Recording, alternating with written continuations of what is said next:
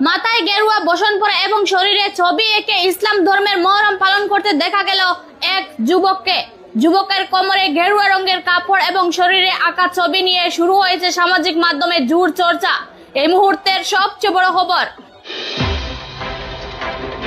মহরম উৎসব পালনে হাইলাকান্দিতে দেখা গেল এক ব্যতিক্রমী দৃশ্য। এক যুবক মাথায় এবং কোমরে গেরুয়া রঙের কাপড় লাগিয়ে এবং শরীরে ছবি এঁকে ব্যতিক্রমী রূপে মহরম উৎসব পালনে যোগদান করেন। তাছাড়াও শরীরে রয়েছে গেরুয়া, সাদা, সবুজ রঙের একটি কাপড়। তিনি ইসলামিক ইতিহাস জড়িত বিভিন্ন গানের তালে তালে নাচতে দেখা গিয়েছে।